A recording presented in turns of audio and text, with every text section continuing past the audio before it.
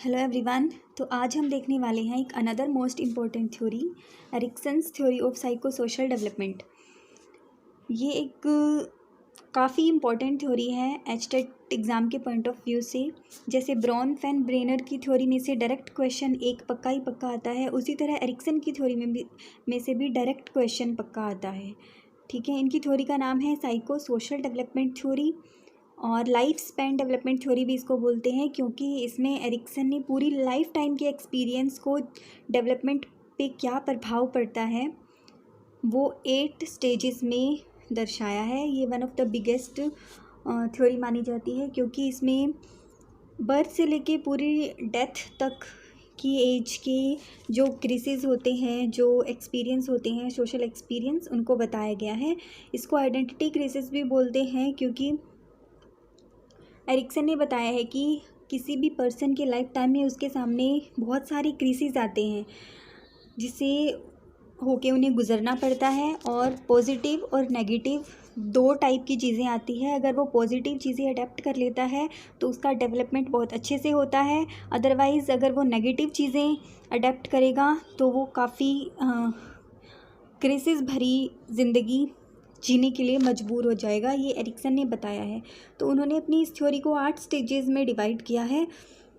तो एक एक करके हम इनकी थ्योरी की स्टेजेस को देखते हैं। 8 स्टेजेस टोटल इन्होंने दी है, और बर्थ से लेके डेथ तक उन्हें डिफ़ाइन किया है। तो पहले तो आपको इनकी जो स्टेजेस के नाम है वो क्रम वाइज याद रखने हैं, क्योंकि पहले क्वेश्चन यही बनता है कि इनकी थ्योरी का थर्ड स्टेज कौन सी है, फोर्थ स्टेज कौन सी है। ये क्वेश्चन बहुत बार एचटेट में पूछे गए हैं, और डायरेक्ट रूप से क्वेश्चन आते हैं। इस थ्योरी से ज़्यादा डीपली क्वेश्चन नहीं पूछे जाते। बस आपको एक थ्योरी के नाम याद होने चाहिए, और एक जो ये विर्च्यू दिया हुआ है ये याद रखना चाहिए। तो पहली स्टेज है ट्रस्ट वर्सेस मिसट्रस्ट, विश्वास बनाम अविश्वास। इसमें बर्थ से लेके 1.5 साल तक के बच्चे आते हैं, जो शिशु होते हैं, इन्फेंसी एज बोल सकते हैं इसको। इसमें बच्चे जो होते हैं वो अपनी माँ से काफ़ी ज़्यादा अटैच होते हैं। अगर उन्हें अपनी माँ से care, love, affection proper way में मिलता है ना, तो उनमें ट्रस्ट पैदा होता है। अदर हैंड, अगर उन्हें अपनी माँ से प्रॉपर लव या फिर केयर नहीं मिल पाती तो उनमें मिसट्रस्ट पैदा हो जाता है। जैसे कि आपने देखा होगा, कोई बच्चा है वो अपनी माँ के गोद में है, और कोई और पर्सन उसे, कभी अनजान पर्सन उसे लेने की कोशिश करता है तो वो आता नहीं है, वो अपनी माँ की और ज़्यादा चिपक जाता है।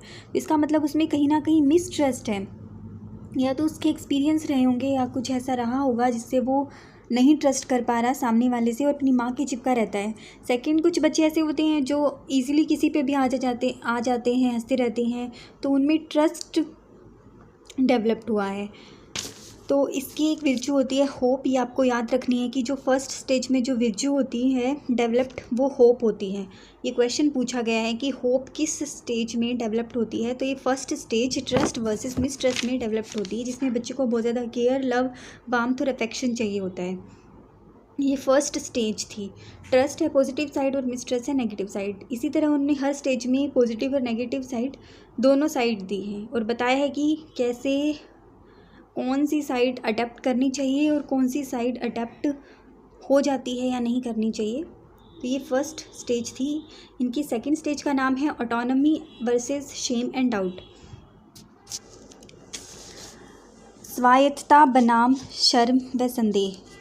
वैसे आपको ये इंग्लिश में ही इनके नाम याद करने चाहिए, क्योंकि हिंदी में इनके बहुत अजीब से नाम होते हैं और वो याद भी नहीं रहते, तो अच्छा होता है कि इंग्लिश में ही याद किया जाए। Autonomy versus shame and doubt, इसमें क्या होता है कि इसमें 1.5 से लेकर 3 साल तक के बच्चे आते हैं जो थोड़े से इन्फेंसी से थोड़े से बाहर निकल गए हैं और कुछ चीज़ें सीख गए हैं अपने आप, जैसे उनके पर्सनल कंट्रोल्स होते हैं। ये टॉयलेट ट्रेनिंग भी इसी एज में आता है, autonomy versus shame and doubt में।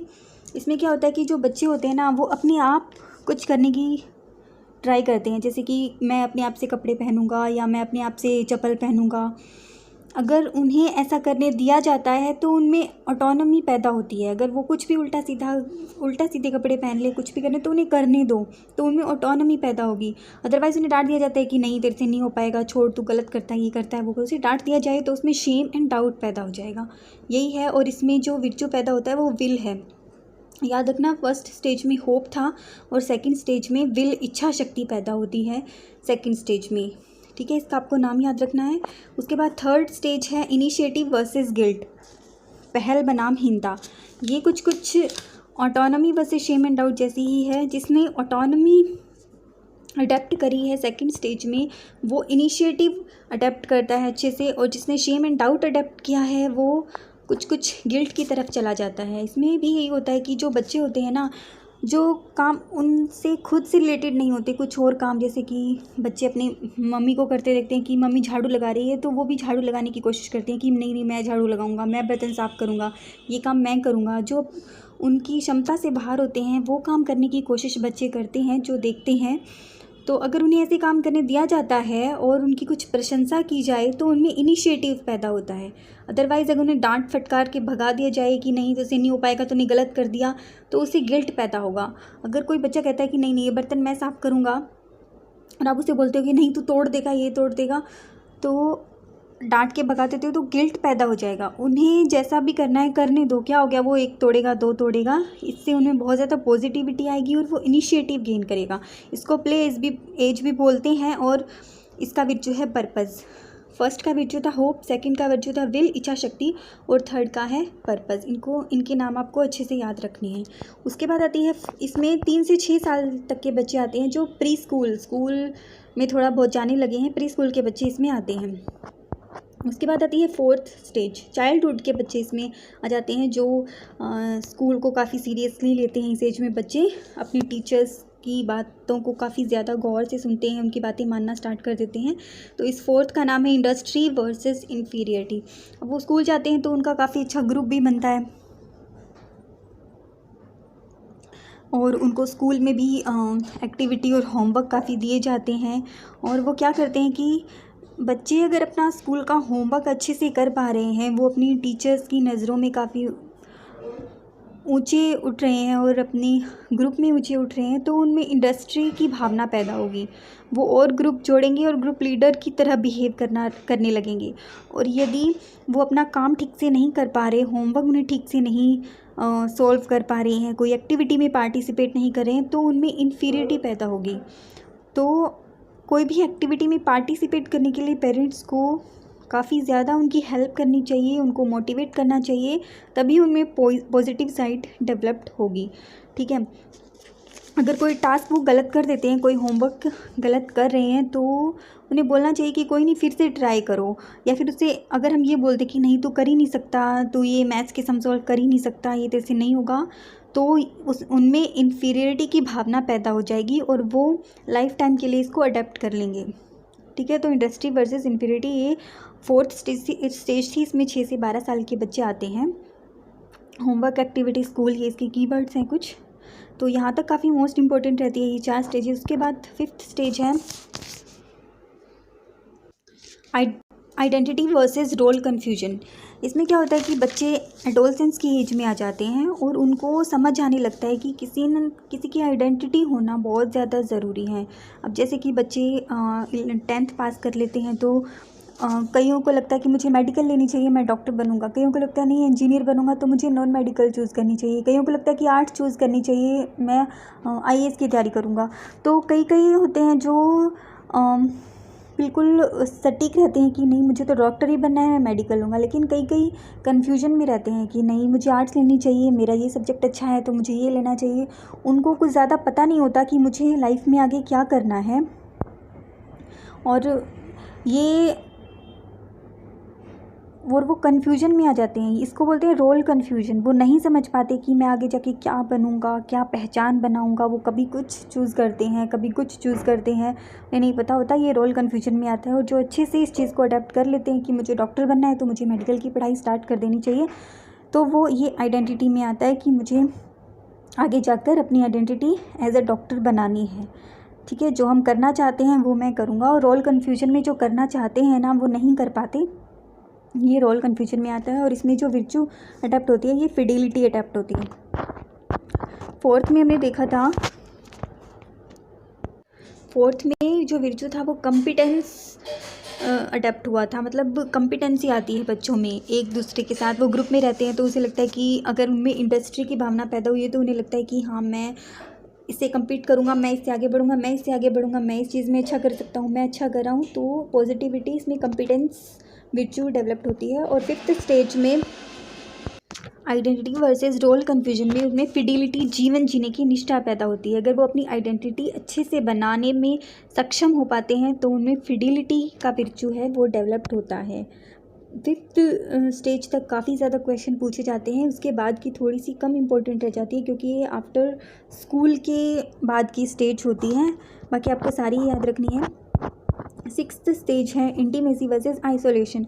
इसमें क्या होता है कि जो एडल्टहुड में बच्चे आ जाते हैं, अपनी फैमिली कोई भी अपनी फैमिली स्टार्ट कर देता है, 20 से 40 साल एज के लोग इसमें आते हैं और जो अच्छे से कामयाब हो जाते हैं अपनी फैमिली बनाने में, अपनी रिलेशनशिप में सक्सेसफुल हो जाते हैं, वो इंटीमेसी में आते हैं। और जो नहीं हो पाते, जो रिलेशनशिप में फेल हो जाते हैं, वो आइसोलेशन में आते हैं। ठीक है, अब जैसे एग्जांपल है सलमान खान, वो काफ़ी बड़े एक्टर हैं, सक्सेसफुल हैं, लेकिन वो अपनी फैमिली नहीं बनाए पाए, तो वो आइसोलेशन की कैटेगरी में आएंगे। सक्सेसफुल होने से इसका कोई रिलेशन नहीं है। कोई आदमी जो सक्सेसफुल नहीं है वो भी इंटीमेसी में कामयाब रहता है, और जो बहुत ज़्यादा सक्सेसफुल है वो आइसोलेशन में भी चला जाता है। तो सक्सेसफुल होने से इस स्टेज का कोई भी फ़र्क नहीं पड़ता। जो अच्छे से अपनी रिलेशनशिप मेंटेन कर सकता है, जो अच्छी फैमिली में बना लेता है, ठीक तरह से रहता है, वो इंटीमेसी में आता है, और जो ऐसा नहीं कर पाता वो आइसोलेशन में चला जाता है, और इसका विर्च्यू है लव। ये सिक्स्थ स्टेज थी।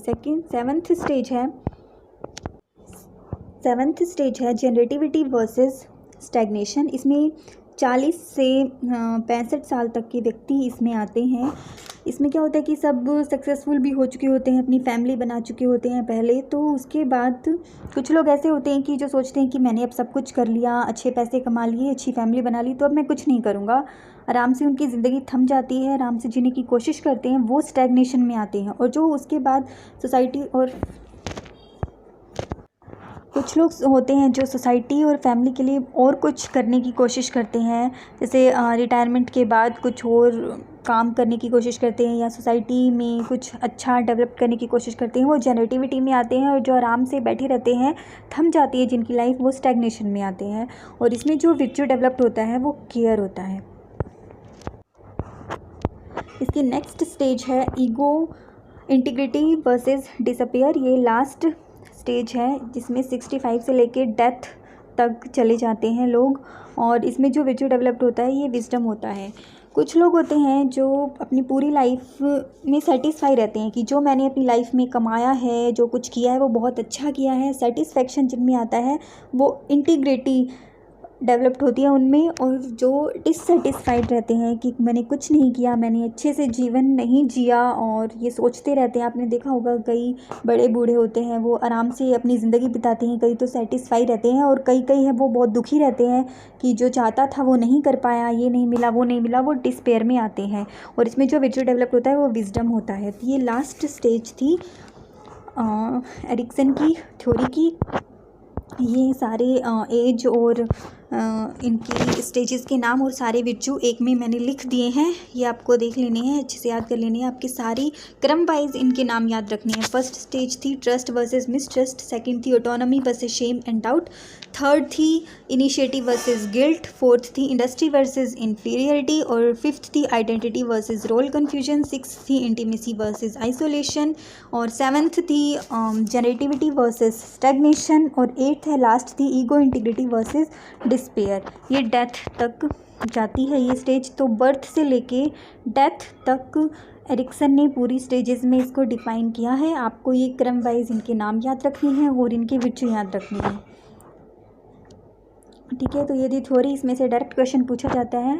आपको ये पढ़नी आप इसको नहीं छोड़ सकते, ये काफ़ी इजी सी थ्योरी है। बस आपको उनके मेन तो आपको इनको नाम और क्रम ही याद रखना होता है, उसके बाद विर्च्यू याद रखना होता है। तो मिलते हैं नेक्स्ट वीडियो में।